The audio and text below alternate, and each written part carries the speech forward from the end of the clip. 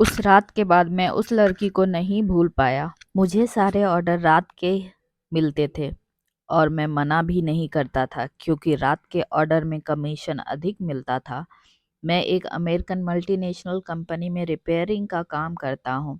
जब इस कंपनी से लिए गए सामान में कोई गड़बड़ी आती तो सर्विसिंग के लिए कंपनी में कॉल करते और कंपनी मुझे जैसे रिपेयरिंग स्टाफ को। आज भी कंपनी ने मुझे रात 10 बजे की ऑर्डर दी थी। मैं उसी तरफ जा रहा हूँ।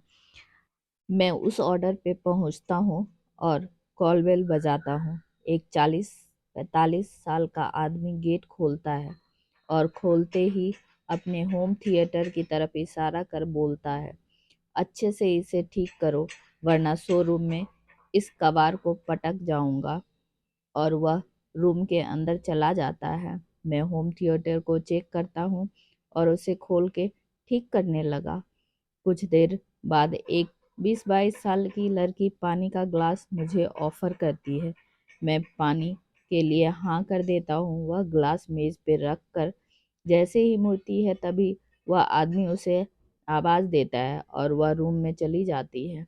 कुछ देर बाद दोनों तेज आवाज़ में बात कर रहे होते हैं, लेकिन ये कहना ज़्यादा उचित होगा कि दोनों लड़ रहे थे। मैंने अपना ध्यान अपने कामों की तरफ लगाने की कोशिश ही रहा था कि तभी रूम से एक तेज चीख की आवाज़ आई और फिर लड़की हाथ में एक बैग लेके घर से निकल गई। मैंने ना जाने क्या सोचकर रूम में झांक के देखा तो मेरे पैर कांपने लगे और दिमाग शून्य पड़ गया। रूम की जमीन पर खून बिखरा था और एक चाकू पड़ा था।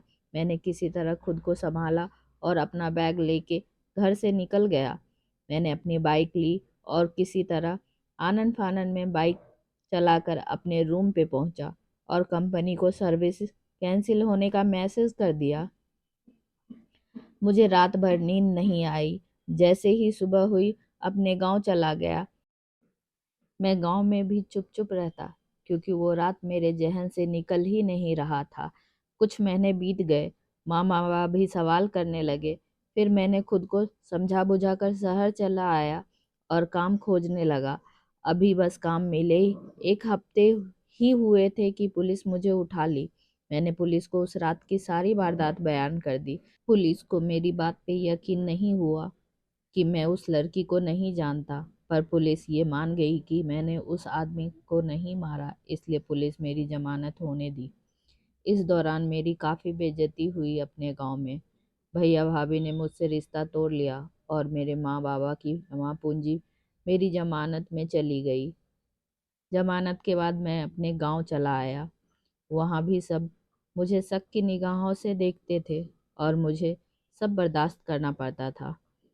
यहाँ मेरा दम घुटता था, इसलिए मैंने कंपनी में अपना रिज्यूमे डालना शुरू किया और इंतज़ार करने लगा। फिर एक दिन एक कॉल आया और मुझे इंटरव्यू के लिए बुलाया गया। दूसरे दिन का ही इंटरव्यू था, इसलिए मैं रात की बस लेने के लिए घर से निकला। मैं इस माहौल से जल्द दूर हो जाना चाहता था क्योंकि मुझे इनकी शक भरी निगाहें जीने नहीं दे रही थी। पर मैं जैसे ही बस स्टैंड पहुंचा, कुछ लोगों ने मेरा किडनैप कर लिया। जब मुझे होश आया तो मैं एक चेयर पे बंधा था। आंखों पे पट्टी होने के कारण मुझे कुछ समझ नहीं आया। थोड़ी देर बाद कुछ लोग आए और मेरे आंखों की पट्टी खोल दी। वो लड़की भी थी जिसने कत्ल किया था। वो लोग मुझसे अपना काम करवाते थे। उनका ड्रग का काम था।